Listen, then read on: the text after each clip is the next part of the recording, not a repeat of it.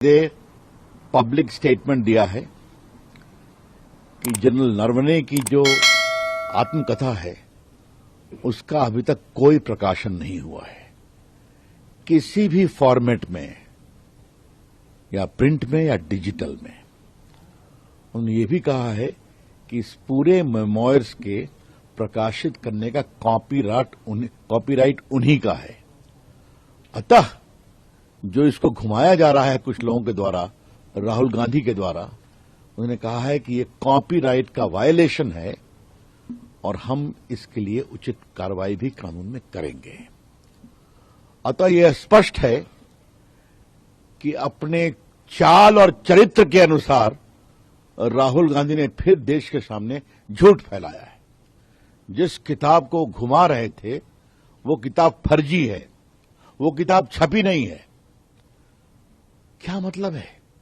आप विपक्ष के नेता हैं और आप फर्जी चीज सदन में साइड कर रहे हैं और आप उसको दिखा रहे हैं, और जो चीज फर्जी है, जो चीज छपी नहीं, उसको आप ऑथेंटिकेट करने की बात कर रहे हैं।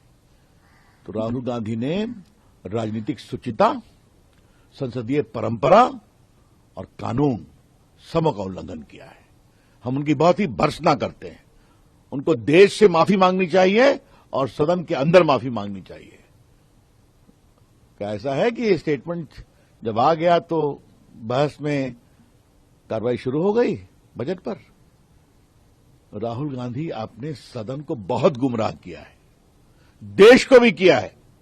अब तो थोड़े जिम्मेवार बनिए। देखिए, पूर्व थल सेना अध्यक्ष जनरल मनोज मुकुंद नरवणे जी के द्वारा जो पेंगुइन द्वारा किए गए कल के ट्वीट को एंडोर्स करना, अब यह स्पष्ट हो गया है कि राहुल गांधी जी ने जिस कपोल कल्पित कथा या मनोहर कहानी को सुनाने का प्रयास सदन के पटल पर किया था, वो उनकी उस तथाकथित प्रकाशित बुक के प्रकाशक और लेखक दोनों के द्वारा स्पष्ट रूप से ध्वस्त हो गया है। क्योंकि पेंगुइन ने भी ये कहा है कि न ऐसी कोई पुस्तक अभी प्रकाशित हुई है और इस प्रकार का कोई भी पुस्तक की प्रति यदि किसी के हाथ में है तो वो पूर्णतः अलग है और वो कॉपीराइट का उल्लंघन है। आज लेखक और पूर्व थल सेना अध्यक्ष नरवणे जी ने भी बिल्कुल स्पष्ट कर दिया। तो अब बिल्कुल स्पष्ट है, जो कल राहुल गांधी जी ने कहा था कौन झूठ बोल रहा है, अब प्रकाशक और लेखक दोनों के स्पष्टीकरण के बाद सिर्फ एक ही व्यक्ति झूठ बोल रहे हैं और वो है नेता प्रतिपक्ष राहुल गांधी जी। और इससे यह भी साबित हो गया है कि देश की संसद के इस पटल का प्रयोग अपनी क्षुद्र राजनीति के लिए तो कर ही रहे हैं, राष्ट्रीय सुरक्षा के बारे में संदेह उत्पन्न करना और राष्ट्रीय सुरक्षा के ऊपर बहुत ही निम्न स्तरीय और निंदनीय राजनीति करने का काम कांग्रेस पार्टी और उनके नेता प्रतिपक्ष राहुल गांधी जी के द्वारा किया जा रहा है।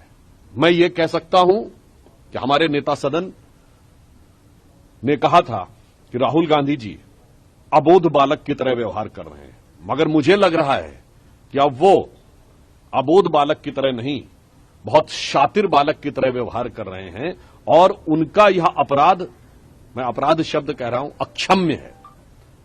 अब स्पष्ट रूप से उन्हें देश से क्षमा मांगनी चाहिए, क्योंकि प्रकाशक और लेखक दोनों ने स्थिति साफ कर दी।